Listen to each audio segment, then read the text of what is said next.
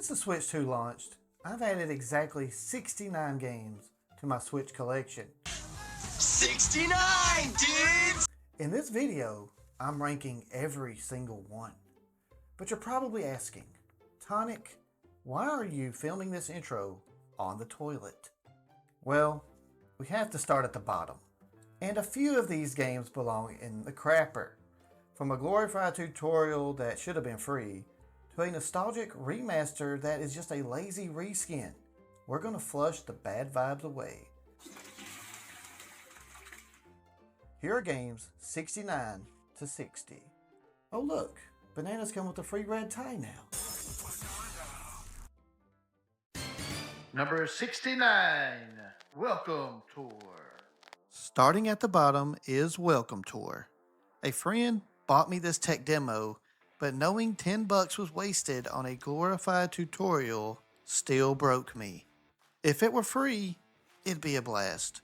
Instead, I shut it off 10 minutes in and never went back. Number 68, Looney Tunes Wacky Sports. As a die-hard fan of the Super Nintendo classic Looney Tunes B-Ball, this one disappointed me big time. The characters are handled perfectly, but the action is painfully sluggish with muddled mechanics. It's a nice collector's piece, but it won't be staying in my rotation. Number 67, Gargoyles Remastered. I hunted down this physical copy for a nostalgia hit, but man, this remaster is a total heartbreaker. It's just a reskin of the same clunky, brutal mechanics from the Genesis days. It's awesome for the shelf, but I will keep it far away from my Switch 2. Number 66, Pocket Mini Golf. I paid 20 cents for this cute mini golf game. It's a mobile port, but it's the first game on this list with some actual playable value. The courses are inventive, not too challenging, and has added replay if you want to collect all of the diamonds. Number 65, Chillin' by the Fire. I grabbed this game for a laugh, but sparking a beach bonfire with friends isn't the worst idea. The mechanics are solid, but the constant upkeep ruins the chill vibes. Too much micromanagement ultimately kills this game's relaxing hook. Number 64, Pokemon Friends. The mini games are super simple and great for winding down. Earning yarn to build plushies for your room is neat, but since it costs another $26 to add more puzzles, it sits on my virtual shelf permanently. Number 63, Degrees of Separation. Degrees of Separation is a co-op masterclass I dare to tackle solo. The dual-world puzzle mechanics are pure genius, demanding constant coordination to bridge the gap and advance. It's fantastic, but this journey needs two. Who's ready to partner up? Comment below. Number 62, Eldest Souls. Eldest Souls delivers a brutal overhead challenge, blending Dark Souls difficulty with classic Link to the Past exploration. Between the lethal boss encounters and a massive world to uncover, this quest is a relentless test of skill with a gripping story that's absolutely worth mastering. Number 61, House of the Dead Remake. I snagged this for $2.50, but it's easily worth double that. This remake is a nostalgic blast from the past, reviving a rail shooting genre that's sadly ignored today. Just be prepared to hear that reload shout until it's burned into your brain. Number 60, Lost in Random. I stumbled onto this gem through its overhead slasher sequels trailer, but the original is a total 3D powerhouse. It channels that legendary Ocarina of Time energy with tight combat and interesting characters. Guiding Even to rescue her sister Odd from the Queen is pure high stakes adventure.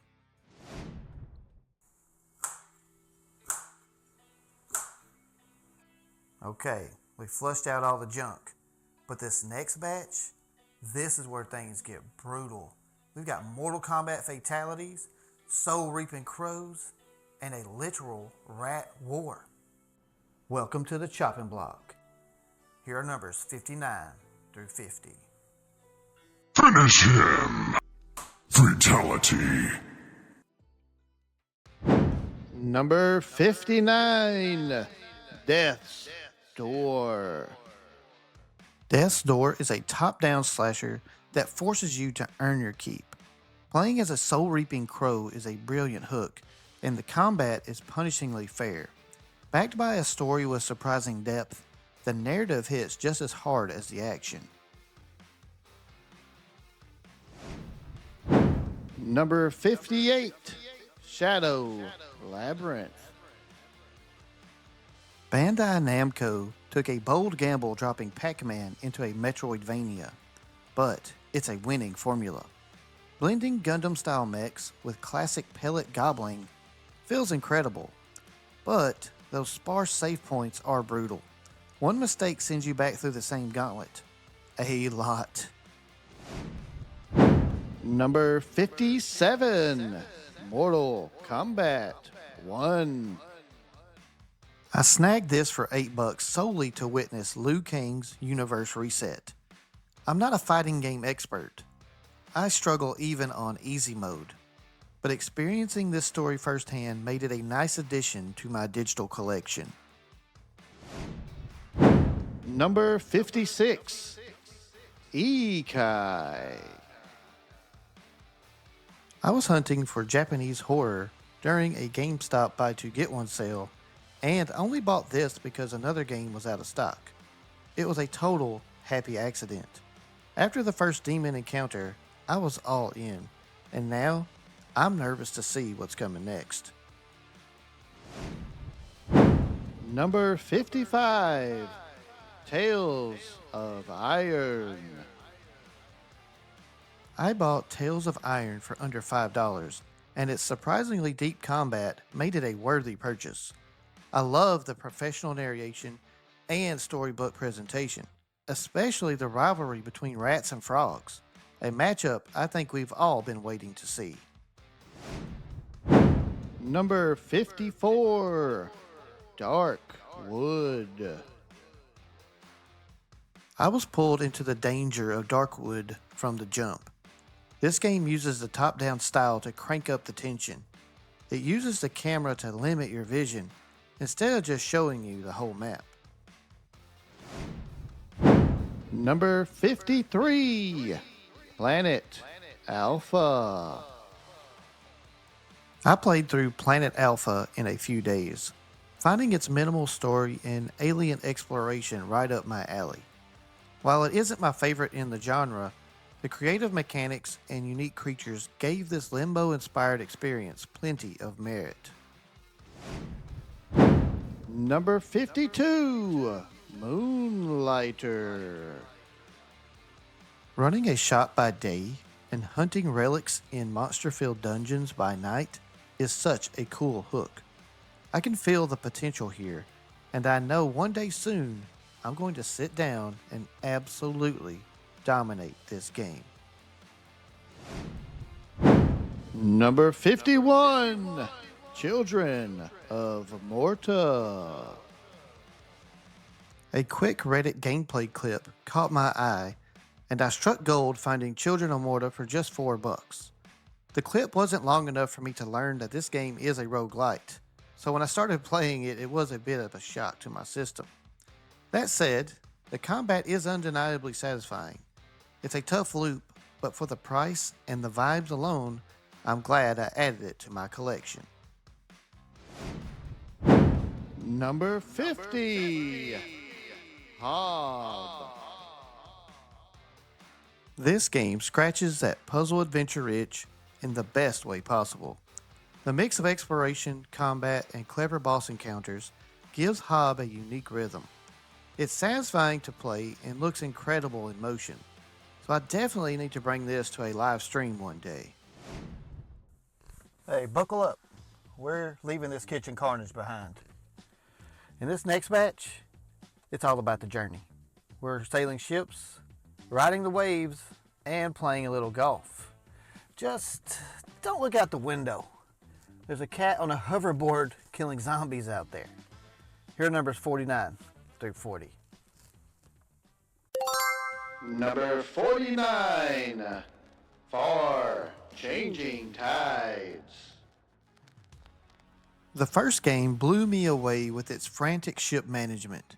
Keeping that vessel moving was pure satisfaction. This sequel takes that brilliant foundation and expands it into a much bigger adventure, delivering even more of that chaotic fun I love. Number 48. Easy Come, Easy Golf. I wanted a classic arcade golfer, and Easy Come, Easy Golf is the real deal.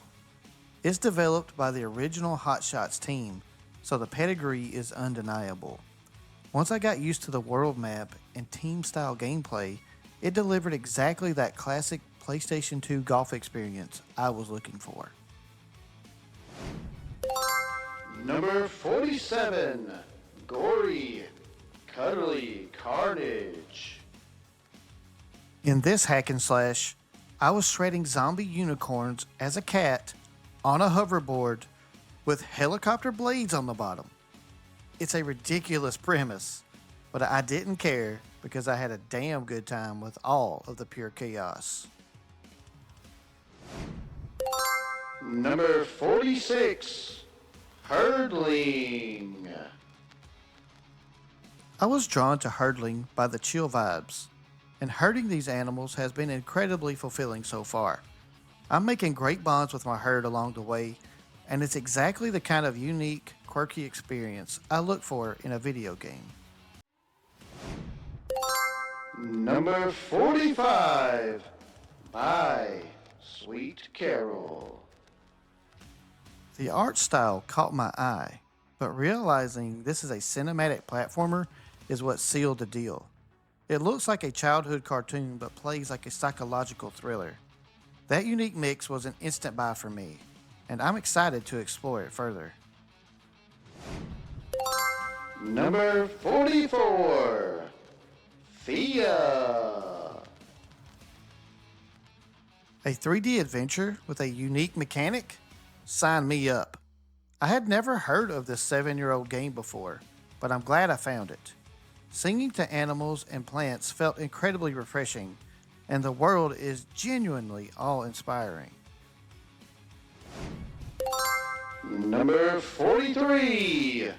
Oxide, Room 104. I got this horror game during a GameStop buy two get one free sale. It's like the Saw franchise. The main character wakes up kidnapped in a hotel and has to solve puzzles to escape with his life. This is a great example of how horror games should be done. Number 42. Roki. The story starts as a touching look at grief and family duty, then quickly spirals into an alien nightmare. That mix of personal stakes and extraterrestrial survival works perfectly. The third-person exploration is great, and Roki is a beautiful narrative ride. Number 41. Paper Trail. Guiding Paige through this origami puzzle journey is a damn good time. I've found patience is key while folding my way out of tight jams and trying all sorts of possibilities. This game perfectly scratches my puzzle itch. Number 40.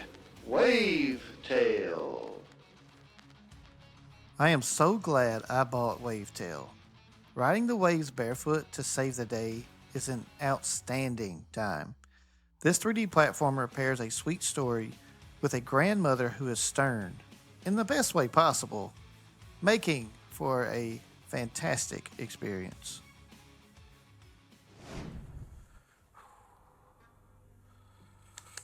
Turn out the lights. We're about to enter the night shift. Oh man. Okay, guys. Dispatch, it gets dark. We're taking calls from serial killers. We're hunting ghosts. And we're solving murders. But don't worry.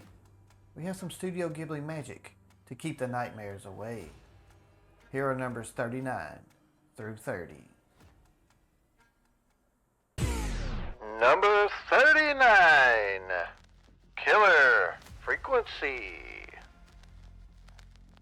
I love the premise of being a small town DJ fielding rerouted 911 calls after a mysterious killer's attack on the police station. Picking tunes and playing ads while trying to save lives is a blast. And despite the clunky controls, I had a clunky good time. Number 38. Mario Rabbids Kingdom Battle. I ignored this classic for 8 years, avoiding it solely because of that XCOM-style strategic gameplay. Now that it's finally in my collection and I've put in some time, this has officially landed on my good-to-play list. Number 37. Yomawari The Long Night Collection. In this game, I expected a cutesy search for lost siblings with a few ghosts sprinkled in. But this collection delivers a Japanese horror flair that's genuinely unsettling. I'm still reeling from what happened to that dog when I threw the rock. If you know, you know. Number 36. The Last Faith. I'm gripped by this downtrodden universe and its heavy struggle between good and evil. This brutal Metroidvania demands mastery of a massive arsenal of attacks, because without total precision, you are never surviving these punishing, Souls-like battles. Number 35. Ace Attorney Investigations Collection. This collection is my first foray into Ace Attorney, and as a true crime and puzzle enthusiast, I'm right in the thick of it. Across both games, I'm hooked on the point-and-click investigation mechanics and the methodical process of gathering clues.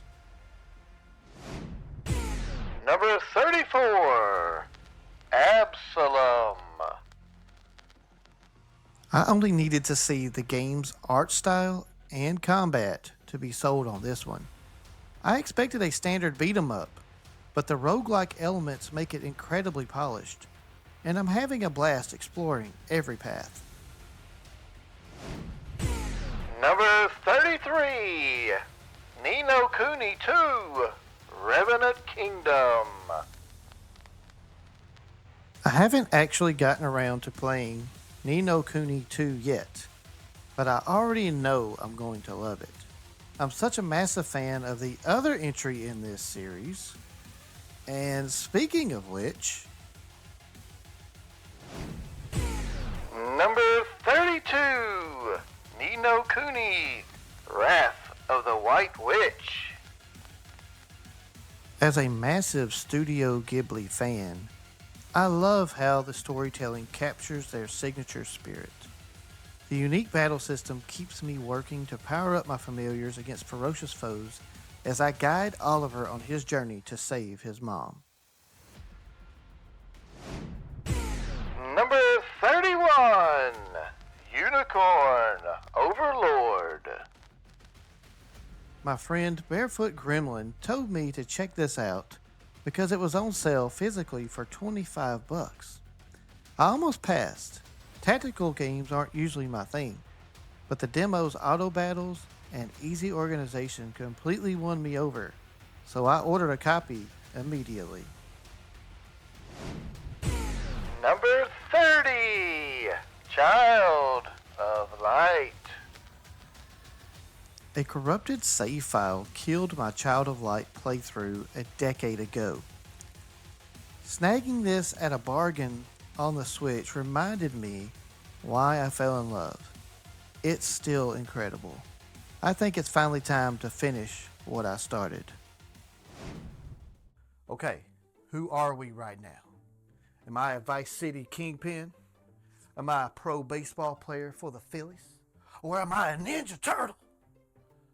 I don't know. This section is a total identity crisis. Here are numbers 29 through 20.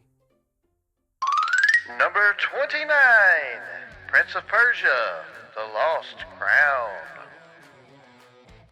I played the demo for Prince of Persia The Lost Crown 2 years ago, and I loved the Metroidvania style, especially marking the map for uncleared obstacles. With fast combat and classic Prince of Persia movement, I had to buy it eventually. A bonus Best Buy certificate opened the door. I got the physical edition for $5. Number 28, Pikmin 1 and 2. It has been 25 years since I played the original Pikmin. I loved it then, but life events kept me from the sequels. Now, I've grabbed the bundle cartridge, and my goal is to play through every Pikmin game in 2026. Number 27, Grand Theft Auto, The Trilogy. I'll be straight with you. Vice City is my favorite GTA, and now I can play it on the Switch. This trilogy has been on my wish list since launch. Now it's time to ride the streets and reclaim my throne as king of Vice City. Number 26, Delta Rune. I grabbed Deltarune as a day one pre-order for the Switch 2, and I've loved every single second of it so far. This Undertale successor is just as wacky, weird, and wonderful as its legendary indie cousin. Number 25, Dragon Quest 1 and 2 HD 2D Remake. This was my first Game Key card purchase. I'm not bothered by them though. There are much worse problems in the world. Honestly, HD 2D is my favorite way to play turn-based RPGs now, and this game is absolutely stunning. Number 24, Slay the Spire. I ignored this title for years, but it was not a mistake, as I now get to play it on my beautiful Switch 2. This deck building roguelike has me wondering if my tastes are changing with age. Nah, it's just a good game, plain and simple.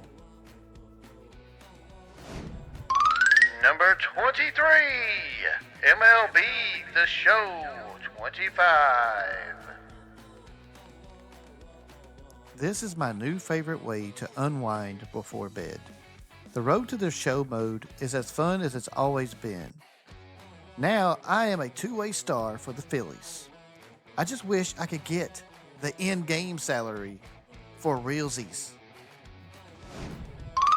Number 22, TMNT, the Cowabunga Collection. I already own this on PC, but with the Switch 2 being my main console, I had to get my classic Turtle action on the go. Turtles in Time is my personal favorite, and using Donatello to whip foot soldiers is just so satisfying.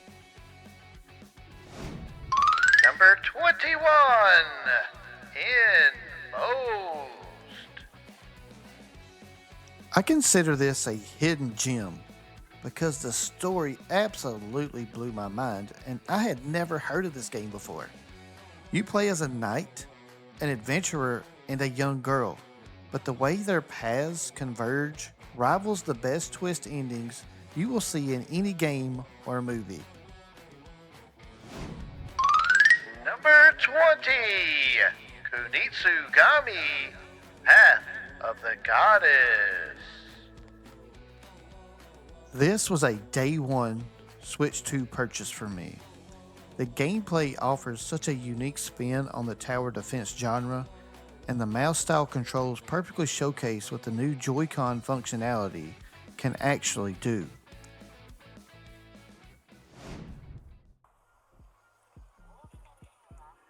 Hey, don't judge me. This isn't laziness. This is peak performance. When you hit the top 20, you don't sit in a stiff chair. You get comfy. We've got classic Final Fantasy games, we've got 3 Castlevanias, and I'm literally playing Cyberpunk 2077 under a blanket. Here are numbers 19 through 10.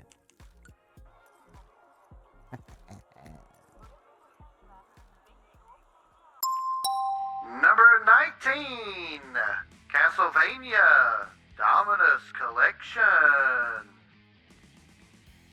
3 classic DS titles on the Switch? Yes, please. I never invested much time into the DS handhelds, so these are very much new to me. This collection adds awesome features, plus a full reimagining of the 1988 arcade classic, Haunted Castle. Number 18, Chronos The New Dawn. If you love the Dead Space series or Resident Evil, Chronos The New Dawn will scratch that hoarder itch for you. It certainly has scratched mine. The eerie setting and puzzle solving are right up my alley.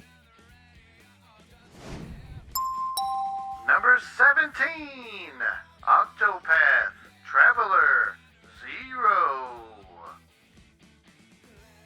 I'll keep buying Octopath Traveler games for as long as Square Enix produces them. I haven't played this one yet, but I know it'll be excellent. And I'll speak about this series again later in my top 10. Number 16, Final Fantasy 9. This is my all-time favorite Final Fantasy game. I had a sudden hankering to play while laying in bed, so I bought it. Again, the story is just perfect. I'm almost finished with this playthrough, and it's still freaking good. Number 15, Cyberpunk 2077. I think it's pure sorcery that a game of this caliber is tuned to play this well on a handheld. That alone makes it worth it. But experiencing such a fantastic world on the go is just living your best gaming life. Number 14, Rune Factory Guardians of Azuma.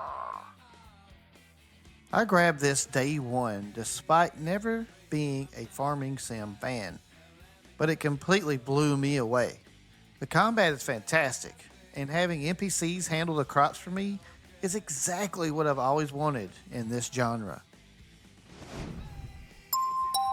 Number 13, Super Mario Odyssey. I sold my day one release copy of Odyssey immediately after finishing it 8 years ago, but the free Switch 2 enhancement piqued my curiosity enough to reinvest. My interest was definitely satisfied. The upgrades are incredible and reminded me why this remains the best 3D Mario ever. Number 12, Planet of Lana. I love finding hidden gems like this. And after completing it, I realized it is just as enjoyable as Limbo or Inside. The companion puzzles and story are done so well, and I'm totally geeked out for the sequel later this year. Number 11, Bravely Default Flying Fairy HD Remaster. I never played the original, so this was a day one purchase for me. I'm a total sucker for turn-based RPGs, and this one is just pure fun. I absolutely love the animation style, and those battle mechanics are so smooth.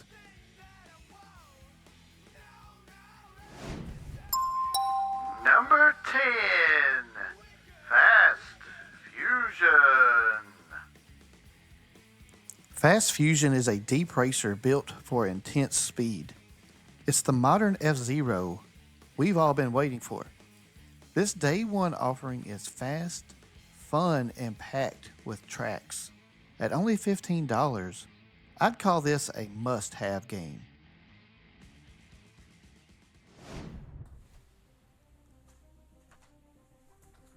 Okay, get out of the blankets. Comfy time is over. When you hit single digits, you can't play horizontal anymore. You gotta have posture. You gotta have focus, because this is no longer just a list. This is God tier. We've got sequels we've been waiting for years. Metroid, Silksong, and the one game that completely stole my year. Here are numbers 9 through 1. Number 9, Mario Kart World. This is another fantastic Mario Kart entry, but the new knockout mode is what really wins me over. The knockout mode gave me the perfect incentive to finally brave the online scene, and I can't wait to see how Nintendo expands this further in the future. Number 8, Astral Chain. The opening tutorial missions had already won me over, but once that anime intro and music hit, I was literally drooling. This game deserves way more hype for how awesome it is. If you haven't played it, get on it. Number 7, Metroid Prime 4.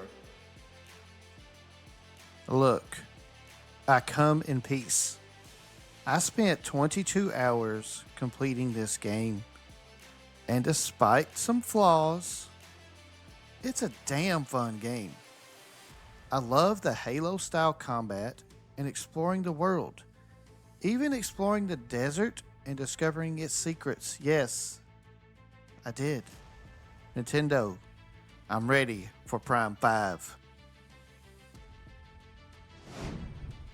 Number 6, TMNT Splintered Fate. I grabbed this strictly for the turtles, not realizing it was a roguelike, a genre I usually skip.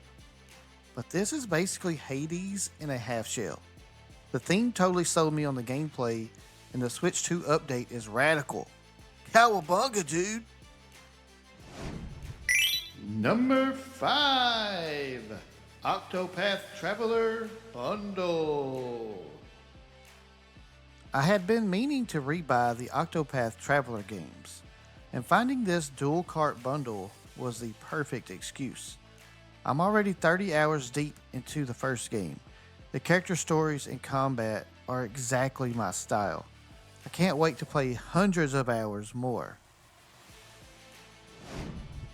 Number 4, Shinobi. The combat in Shinobi is pure fun, and fluidity is the key word. They designed the controls so well that pulling off combos makes me feel like a pro. Plus, they included a Goku move to boot. I love it. Number 3, Silksong. With over 80 hours of frustratingly frantic yet fantastic gameplay, I completed this masterpiece. Silksong is easily Game of the Year for many, and I won't argue. I'd have ranked this at number 2, but as you'll see, I have good reason to keep it here at 3rd. Number 2, Hollow Knight. Years ago, I rage quit Hollow Knight. I was convinced it was poorly designed and unfairly hard, and I held that grudge for a long time. But with the Silksong hype reaching a fever pitch, I wondered if my impatience was the real problem. I grabbed it for $15 on Switch 2 to try it again. 80 hours later, I was obsessed. Finally beating it lifted a massive burden. I understood the hype. Hollow Knight was my second favorite game I played in 2025. Now, it's time to reveal my number one.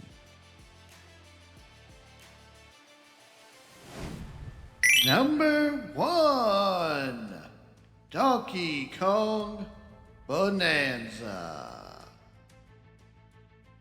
I didn't expect to love this game as much as I ended up loving it.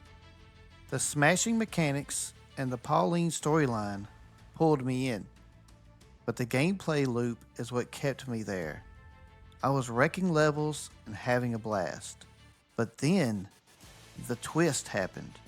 Seeing everyone's favorite villain return changed everything.